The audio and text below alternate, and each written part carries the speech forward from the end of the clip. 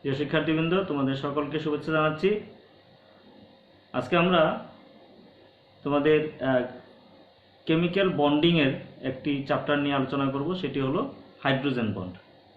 Hydrogen বন্ডের মধ্যে আমরা আজকে যে বিষয়গুলো নিয়ে আলোচনা করব সেগুলো হলো definition of hydrogen bond, types of hydrogen bond and theories of hydrogen bond. আমরা নিচের ক্লাস থেকেই হাইড্রোজেন বন্ড সম্পর্কে কিছুটা জেনে আসছি। শিক্ষার্থীবৃন্দ, সাধারণত যে সকল যৌগের অণুতে হাইড্রোজেন পরমাণু রয়েছে এবং সেই সাথে হাইড্রোজেন পরমাণুটি যদি তড়িৎ ঋণাত্মক মৌল অক্সিজেন, ফ্লোরিন, সালফার, নাইট্রোজেন ইত্যাদির সাথে সংযুক্ত হয়ে অণু গঠন করে এবং সেই সকল অণুতে বিদ্যমান ধনাত্মক হাইড্রোজেন প্রান্তের সাথে অন্য অণুর ঋণাত্মক প্রান্ত যুক্ত হয়ে যে বন্ধন সৃষ্টি করে সেটি হলো হাইড্রোজেন বন্ধন। আমরা যদি একটি উদাহরণের মাধ্যমে দেখাই তাহলে বিষয়টি আরো স্পষ্ট হবে। সেক্ষেত্রে আমরা দেখাই, যদি আমরা পানির অণুর গঠনটি জানি H2O, আমরা এখানে দেখি যে হাইড্রোজেন অক্সিজেনের সাথে যুক্ত হয়। তাহলে হাইড্রোজেন অক্সিজেনের সাথে যখন যুক্ত থাকে এটা একটি তড়িৎ ঋণাত্মক মৌল। অক্সিজেন হাইড্রোজেন এই বন্ধনের ক্ষেত্রে অক্সিজেন পরমাণু যেহেতু অধিক তড়িৎ ঋণাত্মক মৌল, ফলে সে এই সিগমা বন্ধন ইলেকট্রনকে নিজের দিকে টানে, ফলে অক্সিজেন পরমাণুটি আংশিক ঋণাত্মক চার্জে চার্জিত হয়, হাইড্রোজেন পরমাণুটি আংশিক ধনাত্মক চার্জে চার্জিত হয়। এইরকম একটি অণু, অর্থাৎ যে সকল যৌগের অণুতে হাইড্রোজেন পরমাণু অন্য তড়িৎ ঋণাত্মক মৌলের পরমাণুর সাথে যুক্ত থাকে, তো সেক্ষেত্রে দেখা যায় যে এই ধনাত্মক হাইড্রোজেন প্রান্ত অন্য অণুর ঋণাত্মক প্রান্তের সাথে যুক্ত হয়ে একটি বন্ধনে আবদ্ধ হয়। সেই বন্ধনটিকে বলা হয় হাইড্রোজেন বন্ধন। যেহেতু এটি হাইড্রোজেনের মাধ্যমে বন্ধনটি সৃষ্টি হয়, তেমন সেই জন্য এটিকে বলা হয় হাইড্রোজেন বন্ধন। যেমন আমরা দেখছি এই যে পানির অণুতে একটি ধনাত্মক প্রান্ত, একটি ঋণাত্মক প্রান্ত, ফলে দুইটি পানির অণু যখন কাছাকাছি আসে তখন দেখা যায় একটি পানির অণু তোমার ঋণাত্মক প্রান্তের সাথে অপর পানির অণু ধনাত্মক হাইড্রোজেন প্রান্তে একটি আকর্ষণ সৃষ্টি হয়। এটি একটি তোমার স্থিরবৈদ্যুতিক আকর্ষণ বলে আমরা ধারণা করে থাকি। তবে বিভিন্ন ধরনের মতবাদ আছে এই হাইড্রোজেন বন্ধন নিয়ে, আমরা সেগুলো আলোচনা করব। এক্ষেত্রে দেখতে পাচ্ছি যে ধনাত্মক হাইড্রোজেন প্রান্ত অন্য অণুর ঋণাত্মক প্রান্তের সাথে যুক্ত হয়ে একটি বন্ধন সৃষ্টি করে, সেই বন্ধনটিকে বলা হয় হাইড্রোজেন বন্ধন। এক্ষেত্রে এই যে হাইড্রোজেন বন্ধনকে আমরা ডট ডট দিয়ে দেখাচ্ছি, অর্থাৎ এখানে এটি সাধারণত এখানে যেটি বলা হয়ে থাকে যে এখানে এটি কিন্তু সুস্পষ্ট সমযোজী বন্ধন নয়, এটি হলো এখানে একটা দুর্বল ভ্যান ডার ওয়ালস আকর্ষণ সৃষ্টি হয়।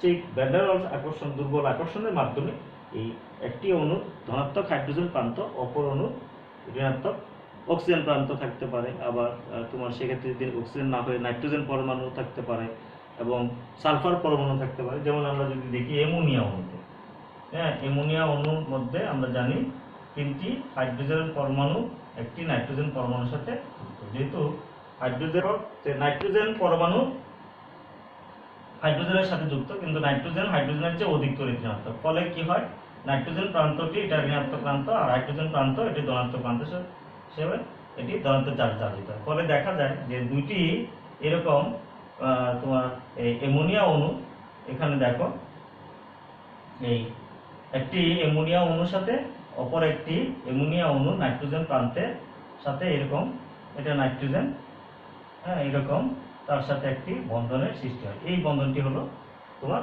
হাইড্রোজেন বন্ধন। এটি আমরা ডট ডট দিয়ে দেখিয়ে থাকি। তো সাধারণত এরকম একটি তড়িৎ ঋণাত্মক মৌল, সেক্ষেত্রে কি কি থাকতে পারে, oxygen,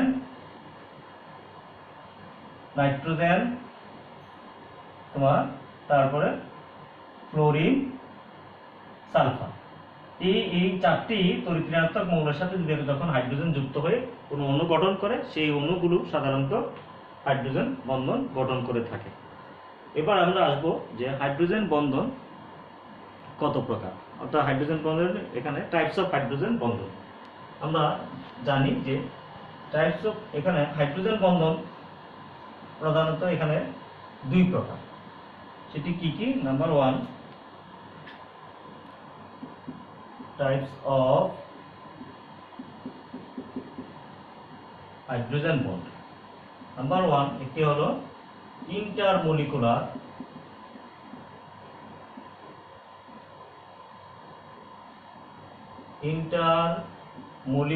hydrogen bond. Number 2 intramolecular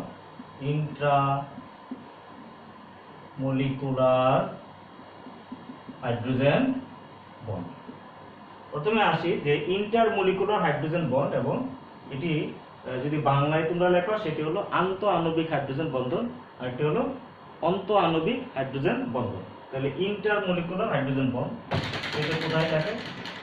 সেক্ষেত্রে দেখা যায় যে দুইটি ভিন্ন অণুর মধ্যে যখন কোনো হাইড্রোজেন বন্ধন সৃষ্টি হয় তাহলে সেটি হলো তোমার ইন্টারমলিকুলার হাইড্রোজেন বন্ড।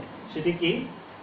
যেমন দুইটি পানির অণুর যে বন্ধন, সেটি এখানে দেখো দুইটি এখানে একাধিক পানির অণুর মধ্যে যে বন্ধনটি সৃষ্টি হয় সেটি হলো তোমার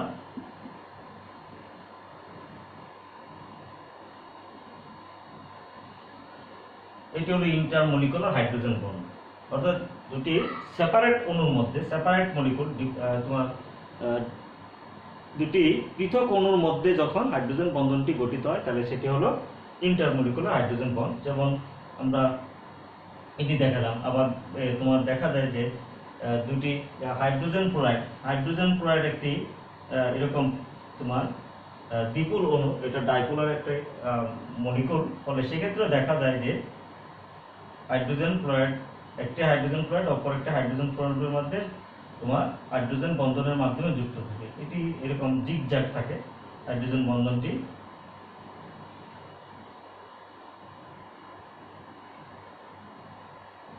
এটি এরকম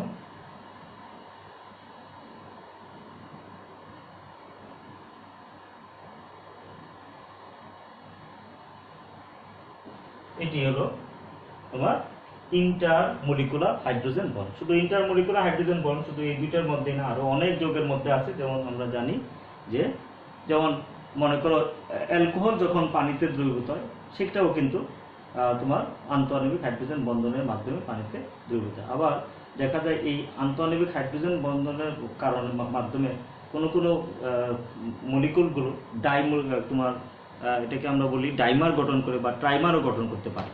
অর্থাৎ দেখা যায় যে দুইটি অণুর মধ্যে ও হাইড্রোজেন বন্ধনের সৃষ্টি হয়, যেটি আমরা দেখে থাকি তোমার দেখো কার্বক্সিলিক অ্যাসিডের মধ্যে। যে কোনো কার্বক্সিলিক অ্যাসিড, যেমন আমরা যদি ইথানোয়িক অ্যাসিড নেই CH3COOH, এর মধ্যে এটা কিন্তু ডাইমার হিসেবে থাকে। এই যে ডাইমার, এটি আমরা বলি ডাইমার হিসেবে থাকে। এই যে ডাইমার হলো দুইটি অণু যখন একত্রিত হয়ে স্বাধীন অস্তিত্ব প্রদর্শন করে সেটি হলো ডাইমার। তাহলে এই যে ডাইমার গঠন সেটি কিভাবে হয়? এখানেও তোমার হাইড্রোজেন বন্ধনের মাধ্যমে এই ডাইমার অণুটি গঠিত হয়। সেটি দেখে নাও। এটিও আমরা বলছি যে এটি হলো তোমার কি ইন্টারমলিকুলার হাইড্রোজেন বন্ড। তাহলে এখানে দেখো এই যে এখানে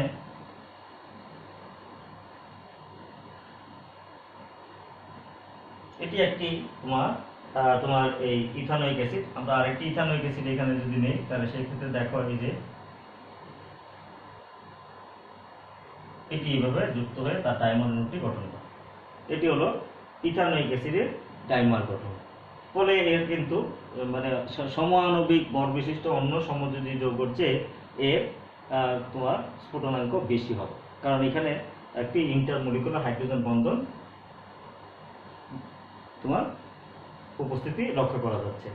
আচ্ছা, এরপর আমরা দেখতেছি তোমার ইন্টারমলিকুলার হাইড্রোজেন বন্ড কি।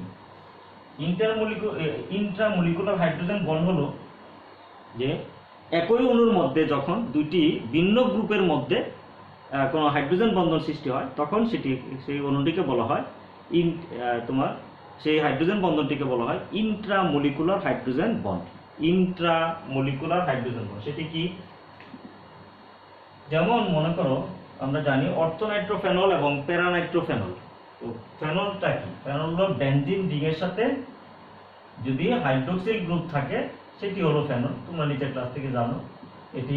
আর যদি তার অর্থ প্রতিষ্ঠানে একটি নাইট্রো গ্রুপ থাকে সেটি অর্থ নাইট্রোফেনল। এটি হলো অর্থ নাইট্রোফেনল।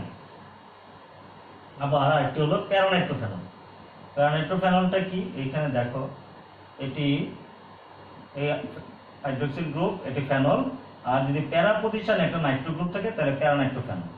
এটি হলো প্যারানাইট্রোফেনল। তাহলে একটি অর্থনাইট্রোফেনল আর একটি হলো প্যারানাইট্রোফেনল। তাহলে এখন দেখতে পারো যে এই অর্থনাইট্রোফেনলের মধ্যে ইন্ট্রামলিকুলার হাইড্রোজেন বন্ড, এটির মধ্যে ইন্ট্রামলিকুলার হাইড্রোজেন বন্ড এখানে সৃষ্টি, আর এটিতে সৃষ্টি হয় intermolecular hydrogen bond. Intermolecular hydrogen bond, যাকে আমরা বলি আন্তঃ আণবিক, আর এটি হলো অন্ত আণবিক। এটি দেখে নাও যে অর্থনাইট্রোফেনলের তোমার স্ফুটনাঙ্ক আর প্যারানাইট্রোফেনলের স্ফুটনাঙ্কে যদি আমরা তুলনা করি তখন দেখা যায় যে অর্থনাইট্রোফেনলের স্ফুটনাঙ্কটা তোমার কম, প্যারানাইট্রোফেনলের স্ফুটনাঙ্ক বেশি। এর কারণ কি? এর কারণ হলো যে অর্থনাইট্রোফেনলের মধ্যে তোমার ইন্ট্রামলিকুলার হাইড্রোজেন বন্ড সৃষ্টি হয়, আর প্যারানাইট্রোফেনলের মধ্যে সেক্ষেত্রে তোমার এই ইন্টারমলিকুলার হাইড্রোজেন বন্ড সৃষ্টি হয়। তাহলে আমরা একটু এগুলো ব্যাখ্যা করে দেখা এখানে কিভাবে তোমার এই ইন্ট্রামলিকুলার হাইড্রোজেন বন্ডটা সৃষ্টি হয়। সেখানে দেখো, যদি এই স্ট্রাকচারটা খেয়াল করো,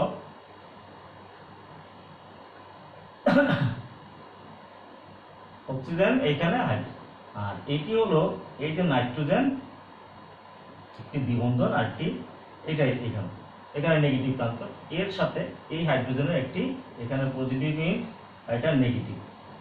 এখানে তখন এই হাইড্রোক্সিলের যে হাইড্রোজেন, এই অক্সিজেনটা অক্সিজেন যেহেতু অক্সিজেন অধিক তড়িৎ-ঋণাত্মক, ফলে এই সিগমা বন্ধন ইলেকট্রন তোমার অক্সিজেনের দিকে ঝুঁকে পড়ে, ফলে এটি নেগেটিভ চার্জে চার্জিত হয় আর এটা পজিটিভ চার্জে চার্জিত হয়। আর এইদিকে যেহেতু নাইট্রোজেন অক্সিজেনের মধ্যে এখানে একটা রেজোন্যান্স স্ট্রাকচার হয়, যেহেতু একটা অক্সিজেন এখানে নেগেটিভ চার্জে থাকে সর্বদাই, ফলে এটা ঋণাত্মক প্রান্ত আর এটা হাইড্রোজেন ধনাত্মক প্রান্ত, এর সাথে একটা হাইড্রোজেন বন্ধন সৃষ্টি হয়। এই যে হাইড্রোজেন বন্ধন, এটি হলো intramolecular hydrogen bond. Intramolecular hydrogen bond অর্থাৎ একই অণুর মধ্যে, একই মলিকুলের মধ্যে যদি দুইটি ভিন্ন গ্রুপের মধ্যে একটা হাইড্রোজেন বন্ধন সৃষ্টি হয়, সেটি হলো তোমার ইন্ট্রামলিকুলার হাইড্রোজেন বন্ড। এটি অর্থনাইট্রোফেনলে ঘটে, আর প্যারানাইট্রোফেনলে কিন্তু তোমার ইন্টারমলিকুলার হাইড্রোজেন বন্ড ঘটে থাকে। এখন আমরা প্যারানাইট্রোফেনলটা একটু দেখি, সেটি হলো, সেক্ষেত্রে দেখে নাও প্যারানাইট্রোফেনলের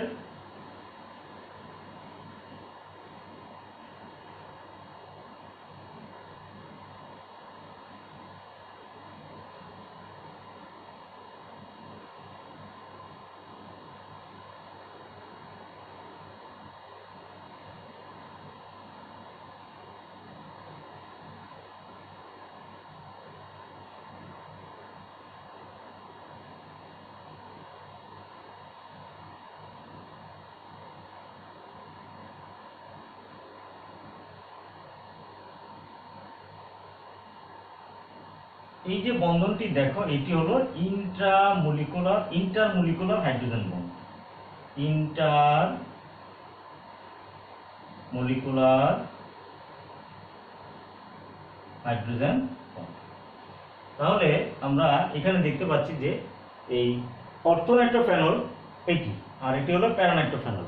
তাহলে অর্থনাইট্রোফেনলের মধ্যে ইন্ট্রামলিকুলার হাইড্রোজেন বন্ড, আর দুইটি ভিন্ন অণুর মধ্যে, সেটি একই অণু হতে পারে বা ভিন্ন অণু হতে পারে, যেমন মনে করে অ্যালকোহলের অণু এবং পানির অণু, সেখানেও কিন্তু ইন্টারমলিকুলার হাইড্রোজেন বন্ড হবে, কিন্তু এটি শুধু একই অণুর মধ্যে হবে। অর্থাৎ একটি অণুর এক প্রান্তের সাথে অপর প্রান্তে যদি হাইড্রোজেন বন্ধন সৃষ্টি হয়, সেটি হলো তোমার ইন্ট্রামলিকুলার হাইড্রোজেন বন্ড। এটা শুধুমাত্র অর্থনাইট্রোফেনলে ঘটে তা না, অর্থোহাইড্রোক্সি বেঞ্জালডিহাইডও ঘটে থাকে, সেটা আমরা দেখতে পারি। অর্থোহাইড্রোক্সি বেঞ্জালডিহাইড দেখো এখানে অর্থো হাইড্রোক্সি বেঞ্জালডিহাইড।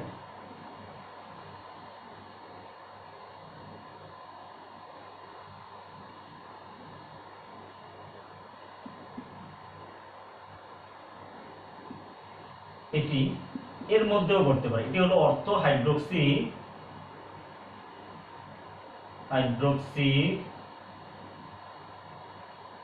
বেঞ্জালডিহাইড।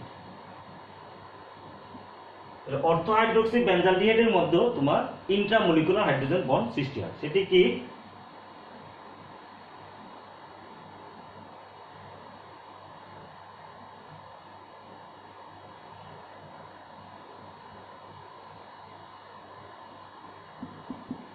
এখানে দেখো অক্সিজেন এবং কার্বন দুটি দ্বিবন্ধনে আবদ্ধ, একটি সিগমা বন্ধন একটি পাই বন্ধন।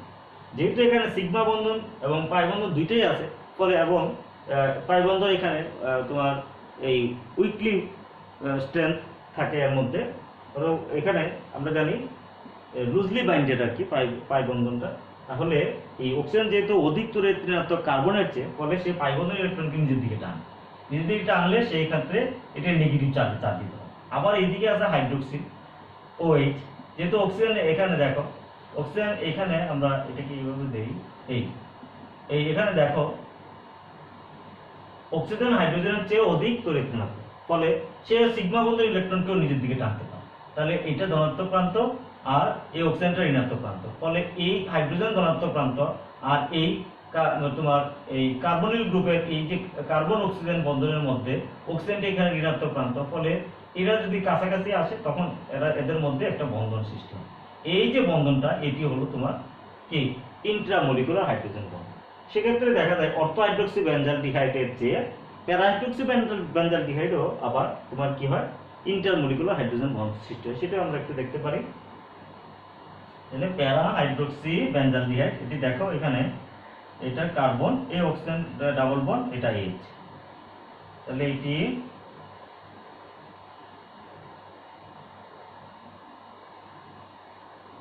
অন্য একটির সাথে সে বন্ধন গঠন করবে। এখানে আমরা এটি দেখাতে পারি, এই যে নেগেটিভ চার্জ, হ্যাঁ, আর এটি হলো পজিটিভ চার্জ, এটি নেগেটিভ চার্জ, এর সাথে হাইড্রোজেন বন্ধন। এটাও অন্য একটি বেঞ্জালডিহাইড ও অর্থো হাইড্রোক্সি বেঞ্জালডিহাইডের সাথে সে ইন্টারমলিকুলার হাইড্রোজেন বন্ধনে আবদ্ধ হবে। তাহলে দুটি ভিন্ন অণুর মধ্যে আমরা আরেকটি জিনিস দেখি, যেমন মনে করো মানে এই আমরা জানি অ্যালকোহল পানিতে খুব ভালোভাবে দ্রবীভূত হয়, অর্থাৎ অধিক মাত্রায় দ্রবীভূত হয়। সেটি কারণ কি, এই যে অ্যালকোহলের মধ্যে অক্সিজেন হাইড্রোজেন যে বন্ধন আছে, সেটিও কিন্তু দেখো এখানে এই অক্সিজেন, এটি তোমার পজিটিভ চার্জ, এটি নেগেটিভ চার্জ আছে। তাহলে পানির অণুর সাথে যদি সে তখন পানিতে দ্রবীভূত হয়, তখন পানির অণুর অক্সিজেন ঋণাত্মক প্রান্ত এই হাইড্রোজেনকে আকর্ষণ করে। তাহলে এটি এর সাথে এই হাইড্রোজেন প্রান্ত, অ্যালকোহলের হাইড্রোজেন প্রান্ত পানির অণু অক্সিজেন প্রান্ত কর্তৃক তোমার আকর্ষণ বল করে। এটি একটি স্থির বৈদ্যুতিক আকর্ষণ। এটি এই যে আকর্ষণ বল, এটি আমরা বলে থাকি দুর্বল ভ্যান ডার ওয়ালস আকর্ষণ বল, বা অনেক সময় এর চেয়ে সাধারণত ভ্যান ডার ওয়ালস বলের সাথে তুলনা করলে তোমার হাইড্রোজেন বন্ডের স্ট্রেংথ ভ্যান ডার ওয়ালস মানে এই ফোর্স থেকেও কম হয়ে থাকে অনেক ক্ষেত্রে তোমার। তাহলে সেক্ষেত্রে দেখা যাচ্ছে এখানে একটা দুর্বল আকর্ষণ বল, এটা স্থির বৈদ্যুতিক আকর্ষণ বল বলতে পারি। যেহেতু আমরা এখানে খেয়াল করো যে এই ধনাত্মক হাইড্রোজেন প্রান্ত এবং ঋণাত্মক অক্সিজেন প্রান্তের এখানে একটা কি হয়, তোমার আকর্ষণ বল সৃষ্টি হয়। এইভাবে এই অ্যালকোহল পানিতে দ্রবীভূত বা অন্যান্য যৌগ যাদের অণুতে এরকম হাইড্রোজেন বন্ধন করার মতো ব্যবস্থা রয়েছে, সেগুলো তখন পানির মধ্যে তোমার দ্রবীভূত হতে পারে। অনেক জৈব যৌগ এই হাইড্রোজেন বন্ধন সৃষ্টির মাধ্যমে পানিতে দ্রবীভূত। তাহলে আমরা দেখলাম যে there are two types of hydrogen bond, one is intermolecular hydrogen bond, another is intramolecular hydrogen bond. তাহলে এটি আমরা লিখতে পারি যে সেম মলিকুল, এখানে লিখে দেই যে এটা হলো two separate molecule may be কি হতে পারে, same or different, same or different. এর মধ্যে তোমার কি ইন্টারমলিকুলার হাইড্রোজেন বন্ড, আর এটি হলো two molecule, two same type molecule, two same molecule না টু নো, এখানে হলো তোমার ইন ওয়ান সেম মলিকুল, এটা এখানে লিখবে সেম মলিকুল, সেম মলিকুল, অর্থাৎ একটি মলিকুলের মধ্যেই যদি তোমার তার এক অংশের সাথে অন্য অংশের তোমার হাইড্রোজেন বন্ধন সৃষ্টি হয়, তাহলে সেটি হলো তোমার ইন্ট্রামলিকুলার হাইড্রোজেন বন্ড। এবার আমরা আসবো যে এই যে হাইড্রোজেন বন্ড সৃষ্টি হয় তার এটা তোমার এর মতবাদ কি, তার ইলেকট্রোস্ট্যাটিক মতবাদ আছে, আবার একটি তোমার মলিকুলার অরবিটাল মতবাদ আছে। তাহলে থিওরিজ অফ হাইড্রোজেন বন্ড আমরা একটু এটা দেখে নিই। তোমার একটা আছে ইলেকট্রোস্ট্যাটিক অ্যাপ্রোচ, ইলেকট্রোস্ট্যাটিক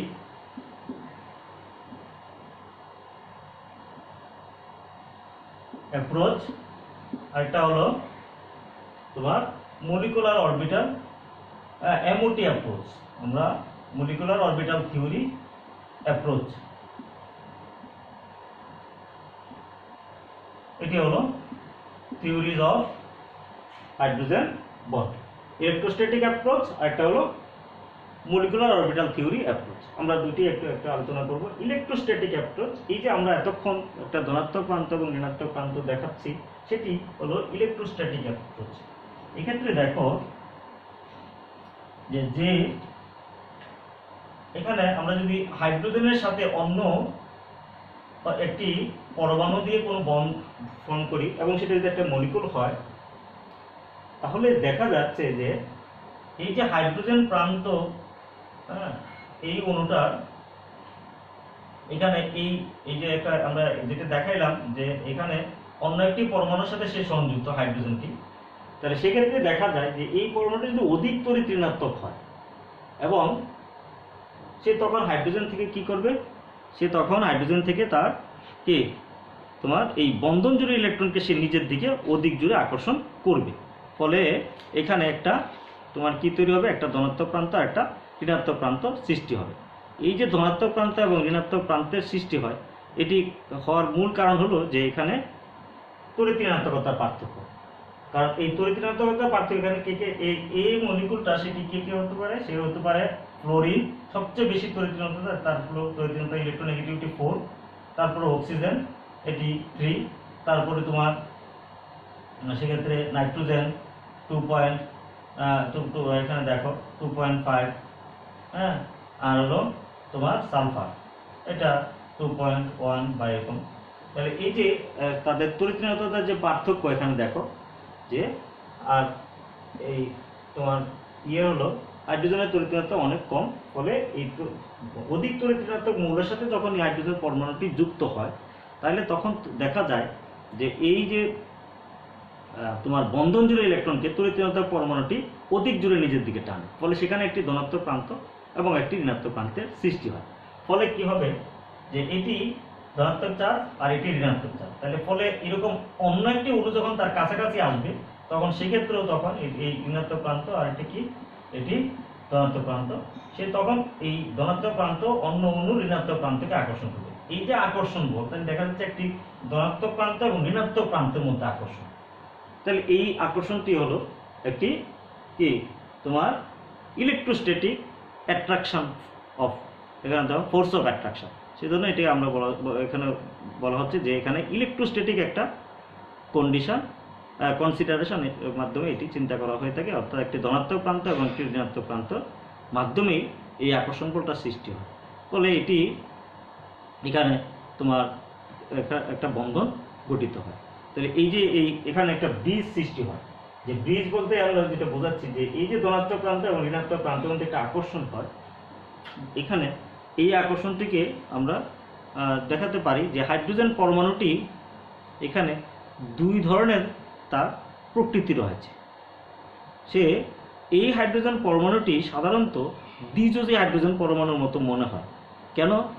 এখানে দেখো এই যে হাইড্রোজেন পরমাণুটি দুইটি এ এর মাঝখানে এই হাইড্রোজেন পরমাণুটি, তাহলে এটি একটি ব্রিজ সৃষ্টি করছে, কিন্তু এই দুইটা এ এর মধ্যে, এই দুইটা এর মধ্যে সে একটা ব্রিজ সৃষ্টি করছে। অর্থাৎ ব্রিজ সৃষ্টিকারী পরমাণু যখন হয়, তাহলে অবশ্যই সেটি আমরা বলতে পারি সেটি দ্বিযোজী। কিন্তু আসলে হাইড্রোজেনের আমরা জানি 1s1, 1s1 বলতে তার ইলেকট্রন বিন্যাসে হলো তার, এখানে দেখো তার ইলেকট্রন বিন্যাসে একটি মাত্র ইলেকট্রন থাকে, সেটি হলো 1s1। এখন এই 1s1 এর মধ্যে এবং তার যে এখানে আরেকটি কাজ হলো যে এর এর খেয়াল করো, এখানে এই যে 1s1 তার শুধু অরবিটালের মধ্যে একটা ইলেকট্রন, ফলে তার যেই তোমার এই পরমাণুর যে ব্যাসার্ধ এটা হলো 0.3 অ্যাংস্ট্রম। এই ব্যাসার্ধটা কিন্তু অনেক বড়। হ্যাঁ, এর যে পারমাণবিক ব্যাসার্ধ, এই পারমাণবিক ব্যাসার্ধ এখানে খেয়াল করো, আমরা জানি যে 1 অ্যাংস্ট্রম। হ্যাঁ, 1 অ্যাংস্ট্রম হলো তোমার একটি পরমাণুর ব্যাসার্ধ। তাহলে এখন দেখা যাচ্ছে এই যেহেতু এর মধ্যে অন্য কোনো তোমার বিকর্ষণ সৃষ্টিকারী ইলেকট্রন নাই, ফলে অন্য পরমাণু অনায়াসেই তার নিউক্লিয়াসের কাছাকাছি আসতে পারে, অর্থাৎ নিউক্লিয়াস বলতে তার কাছাকাছি আসতে পারে। সেক্ষেত্রে তখন বোঝা যায় যে এর সাথে একটা স্থিরবৈদ্যুতিক আকর্ষণ, যেহেতু এখানে তোমার ইলেকট্রনটা অন্যদিকে আবদ্ধ হয়ে আছে, অর্থাৎ ইলেকট্রনটা এই পাশে এই এই এই তোমার এ কর্তৃক এর ইলেকট্রনটা এদিকে টানে, ফলে এই পাশে অন্য পাশটা কিন্তু একদম খালি, ফলে ওই পাশ দিয়ে অন্য একটি পরমাণু যে ঋণাত্মক চার্জে চার্জিত সে কিন্তু খুব তার কাছাকাছি আসতে পারে, ফলে এই ক্ষেত্রে তখন এরকম বন্ধনটি সৃষ্টি হয়। তাহলে সেটি হল দুইটি কারণ, একটি হলো যে তোমার হাইড্রোজেনের দুটি বিশেষ ধর্ম, একটি বিশেষ ধর্ম কি, সেটি হলো তার পারমাণবিক ব্যাসার্ধ, সেটি তোমার 0.3 অ্যাংস্ট্রম। এটি মানে আমরা যেটা স্বাভাবিক বলে থেকে অন্য পরমাণু পারমাণবিক ব্যাসার্ধের চেয়ে অনেক ছোট।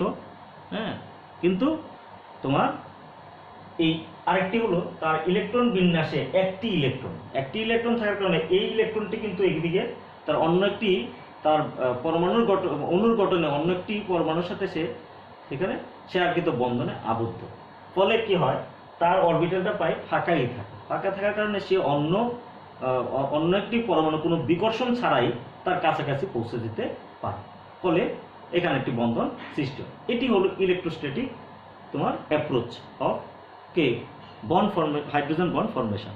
এরপরে আমরা আসব যে molecular orbital theory approach. Molecular orbital theory অ্যাপ্রোচের ক্ষেত্রে যেটা দেখা যায় সেটি হলো তোমার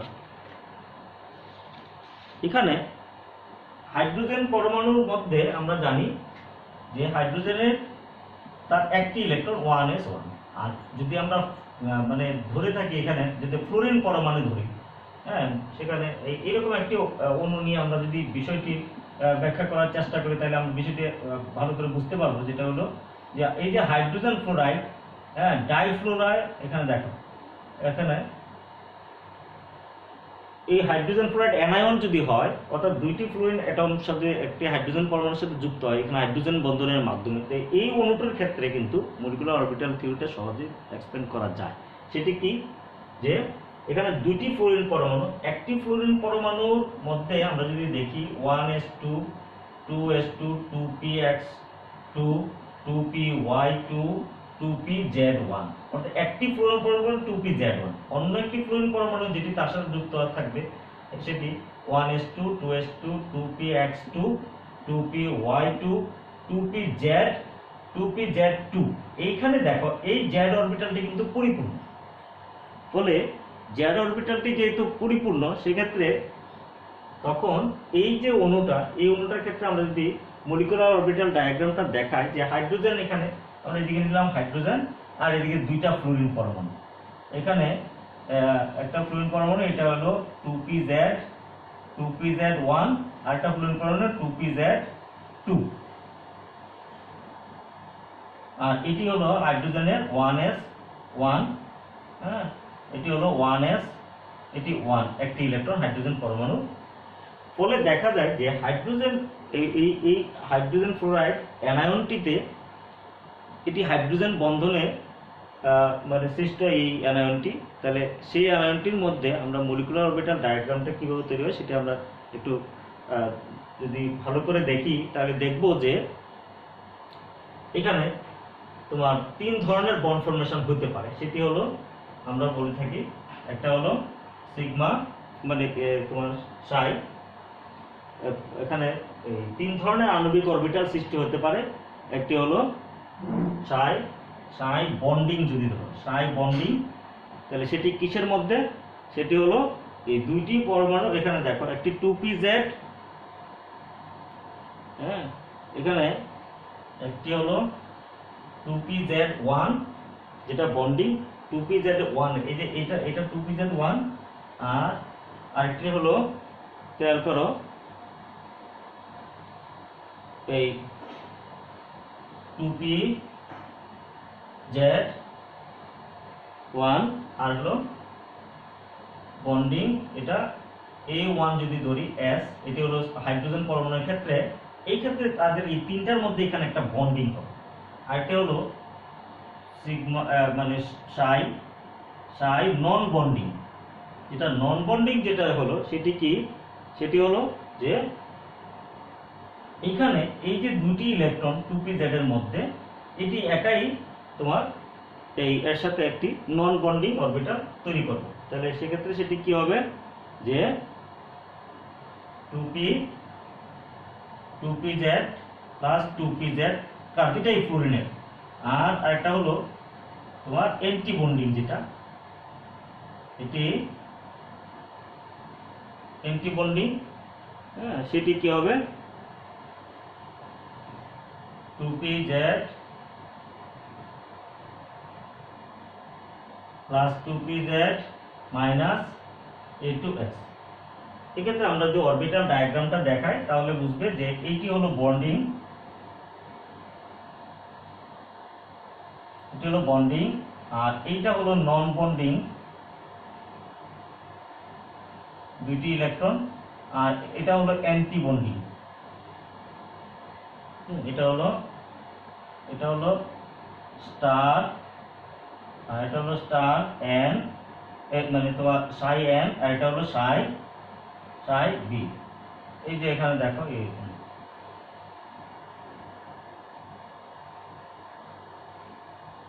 অর্থাৎ এই যে দেখো, এই যে নন বন্ডিং এর মধ্যে তার দুটি ইলেকট্রন থাকে, সে অনায়াসে তখন অন্য একটি পরমাণু হাইড্রোজেনের সাথে, এটি হলো ফ্লোরাইড আয়ন, তার সাথে সে বন্ধনে আবদ্ধ হতে পারে।